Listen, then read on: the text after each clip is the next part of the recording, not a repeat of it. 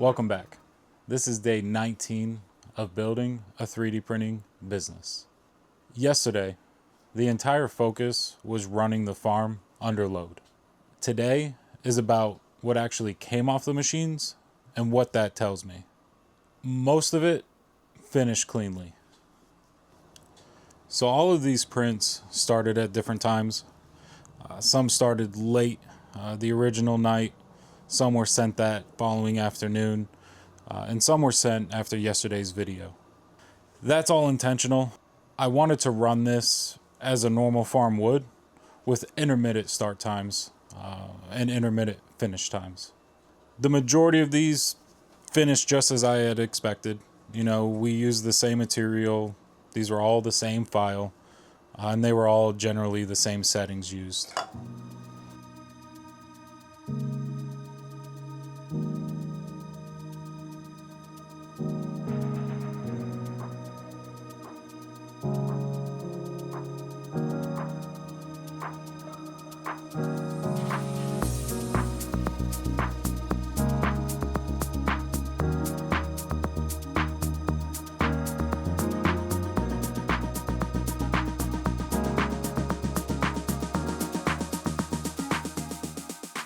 Nothing serious happened with any of the printers. Now these are brand new. I don't anticipate any type of major maintenance issue at this point, but it is also good to know that there isn't something that was done during the assembly process that was done in error, and that all of these printers essentially are production ready. Now most of these finished successfully. They were all the same file. PLA, settings, same across the board. The only thing that was different were the types of printers used. And this gives me the opportunity to look for consistency, or if there are discrepancies between the different variables that we had present during this run. Now, after looking through all the parts, everything looks exactly the same. And that's what I'm looking for. The first thing that tells me is that this file is stable and would be a candidate for a mass production scenario. And the second thing that this shows me is that these machines are stable to run the same file without any type of machine specific settings.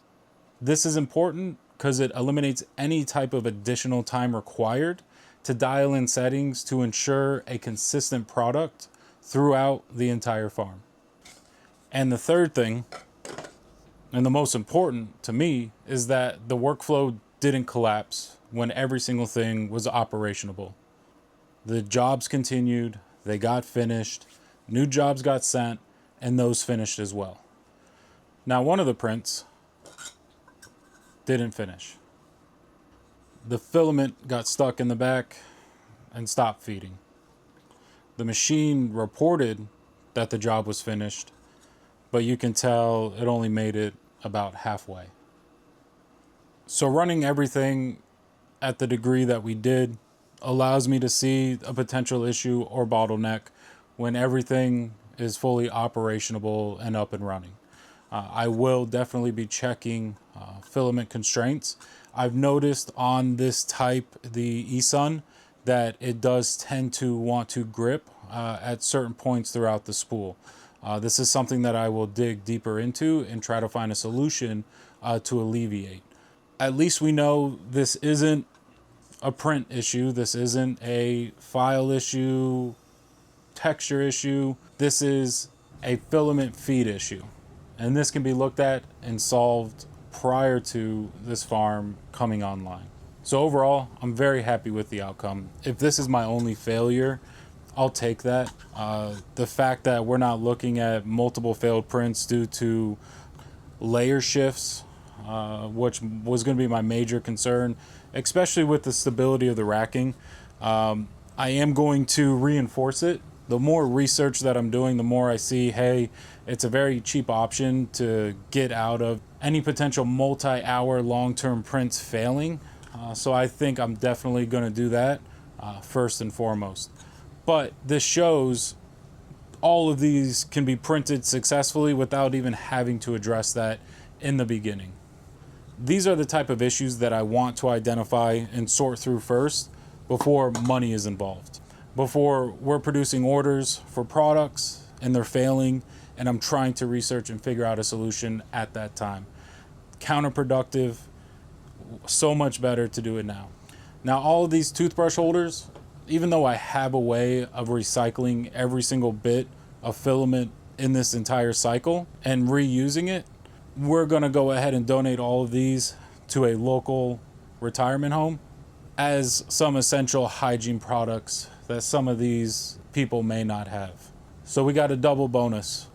A look inside the true potential and productivity of this farm, and also an additional benefit of a charitable contribution. So now that I know this can run mostly clean with very few failures, the next thing to address is cost.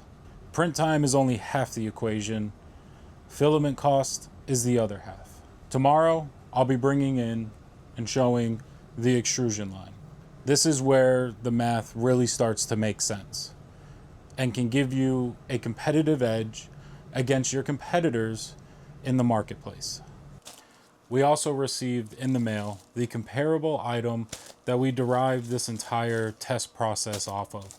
So tomorrow, when we are looking at the extrusion line, going over how much of a cost saving that can provide, we will then be able to compare apples to apples and see where the final numbers would fall into play with that system introduced into the farm. As previously stated, I plan on recycling every single bit of waste and failed PLA that comes out of this process. Maximizing and utilizing every penny that is expended into this process is a very important goal of mine to ensure that costs are preserved as this continues. And none of these items are going to need any type of post-production processing done to them, as these ultimately are not going to be sold. Now, if these were products that we were going to sell, there would be post-production going through each item to ensure consistency and that there are no issues that need to be addressed prior to listing them and sending them out to a customer.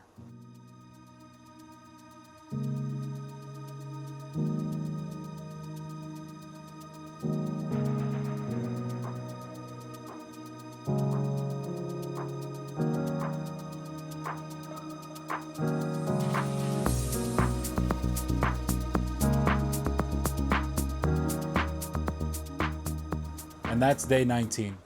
If you haven't already, make sure to like and subscribe. Tomorrow's going to be an interesting one, and it will be one of the final days before we have created a 3D printing business. I'll see you guys tomorrow.